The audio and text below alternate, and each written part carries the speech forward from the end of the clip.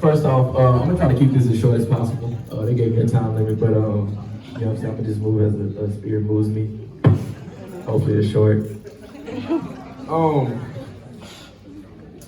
First thing I want to say is I want to just encourage everyone, like no matter how big or how small that you think your testimony is, like you can always use it to affect somebody's life. And so I just encourage everybody to always spread like any testimony. It don't have to be anything crazy or like, you know, you were out doing this or whatever the case is, and you came to like a come to Jesus moment, but it's just like, you know, always share your testimony because your testimony can always help save somebody. You know what I'm saying? Just like Pastor Dave was telling us yesterday, right, with that one kid, right? You never know how it could affect somebody else's life. So I just want to start about telling you guys. So I was 13, like when I first came to faith, and that's when I first got baptized or whatever, right? And you know, I kind of grew up in the church, but I kind of made a decision myself at 13 to go and get baptized, and so that was like a personal decision. So just starting my journey, really in my faith, right? I came to college as I was an athlete when I came there, and you know, at the time I was kind of struggling with, you know, like being an athlete because, you know, half of me was like, okay, I want to go all out, and the other half was like, nah, I feel like I just want to do something else because the environment I was in just wasn't conducive to like who I feel like God called me to be. And so after my first year, I actually stopped playing sports, right? And I really just, you know, kind of talked to some friends that were around me and asked them to help me in their decision. And so like when I stopped playing sports, right, I got introduced to IV, right? And then I always say like I was kind into being into IV because my boy David, I don't know where he probably somewhere recording. But David said, hey bro, you know you want to go to this kickback. And you know, you in college, right? And coming, you know, living like, you know, the lifestyle of like college athlete and all this, right? I'm like, yeah, bro, I go to the kickback, like, yeah, let's go. So then I get to the kickback, right? And like, I didn't see like a lot of, you know, cars or whatever. I'm like, all right, whatever, you know what I'm saying? It's cool. So we pull up to Shaleer's house. And you know, I'm like, okay, like, you know, they seem friendly or whatever, right? But they in there like making nachos, watching movies. I'm like, dang, bro, like what kind of kickback is this? Like, you know what I'm saying? But you know, I'll say like there was the start of me, you know, really growing to become a part of something bigger than myself. And so then, you know, over time, right, I would go on, right, and like I would study with Shaleer and study with, you know, my men's small group that I was in, and I would really start to come to faith and really, you know, kind of learn who God is and everything, because you know, as a kid, like when you grow up in the church, especially my dad was a deacon, right, it's just kind of like, you know, I mean, you hear it, but it like, you know, like it doesn't really resonate with you. And so then that led me to go and to branch off into other things. So then I go on to become, you know, get involved into our SGA as a sophomore and became a senator into that. And then I went on to become like Mr. TSU, Mr. Junior or whatever, right? And then I'm just, you know, like just growing into like all these different positions. And I'm like, okay, man, you know what I'm saying? You know, I'm really ambitious. And, you know, I'm trying to fill that hole, you know, of like not trying to go to the NFL and everything, and like fill that hole with something like a position or a title. And so me, you know, as I'm growing in this, I'm just like, man, you know, I'm out here doing all this stuff, whatever. And like, I remember after my term as Mr. Junior, I was talking to Brittany, and we were actually leaving like a Bible study or something.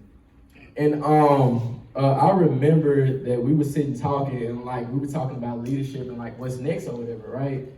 And like, I remember like, I was thinking to myself, man, I'm about to run for Mr. TSU because, you know, I'm like a shoe-in or whatever, you know, get the scholarship money, free housing. Like, I'm not worried about that. Like, I'm about to be good. And then I just remember something coming over me, and I was like, dang. I remember telling Brittany, I was like, man, I really think like God is really calling me to lead IV, but it's gonna force me to give up something that I really wanted and something that would have helped me, you know, finance-wise and position-wise, and you know everything that pretty much comes with it.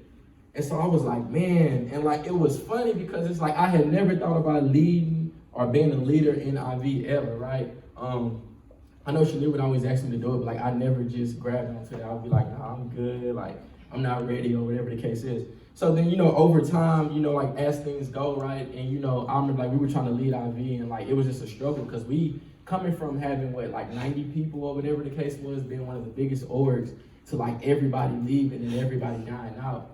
And you know, I just remember, you know, being in the place where I'm like, man, you know, it was a struggle for me, and so I kind of just went into like, okay, man, well, you know, I'm gonna just kind of let this go and be half in, half out, and I was still just living my college life. And then I was just chasing after my own ambitions. And then, you know, a lot of things happened, and it led me to this point of this semester where I had to take, I basically had to take a year out, right, of school. And it wasn't something that I really wanted to do, right? But I seen it kind of coming, you know, as a circumstance of many things. And so then I would say like this semester of me being out of school has been the most intimate moment that I've ever had with God. And I see now that like God was really leading me because God needed me, you know, like needed to get me away from, you know, like the environment and everything that I was around to put me into a situation right now to where he can show me the purpose that he has for me and actually speak to me and I can hear it clearly and not just be out, you know, and like half in, half out, like, oh yeah, this, oh yeah, that. But then like, you know, I was listening to everything else around me and all the other people around me. So then I'm chasing stature, I'm chasing positions, I'm chasing money, you know, I'm trying to do this, I'm trying to do that, you know. But then God got me to a place where he was like, now I want you to listen to what I have to say for you, tell you. And this semester, right, this time period, God was telling me to kill my ambition because that's not of me.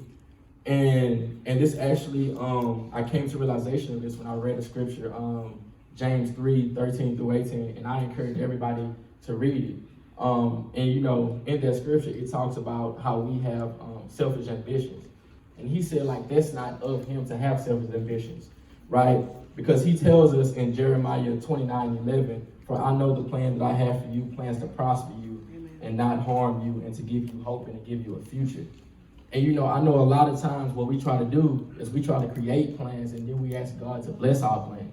You know what I mean? That's what a lot of people do. You know, a lot of us want to be doctors, lawyers, whatever, and we go and we be like, okay, God, I want to do this. Now bless it. You know what I'm saying? That's our own selfish ambition. And he talked about that. You know what I mean? And so I just challenge everybody to actually wake up every morning and like ask God first, hey God, what do you want me to do? You know what I mean? What do you what's the plan that you have for me, right? Because he tells us in scripture, right? He says, Jeremiah 1:5. He said, before I formed you in the womb, I knew you, and before you were born, I set you apart. And like that's really intimate for God to really tell us that he knows the path that he has for us, and he knows where he wants us to go. But it's up to us to really, you know, break away from that stigma, right? Because we feel like once we follow Jesus, then we lose a lot, right? But then it's also the opposite. It's really like when you follow Jesus, then like I challenge everybody to like give Jesus the little that you have and see, you know, and lean on his word and see what he did with the 5 loaves of bread, right, and the 2 fish, and see what he did with the woman who had the widow who had the little oil, and how he still blessed that situation. And I just feel like God calls a lot of us to just use the little that we have and truly walk on faith and live out the purpose that he has for us. Thank you.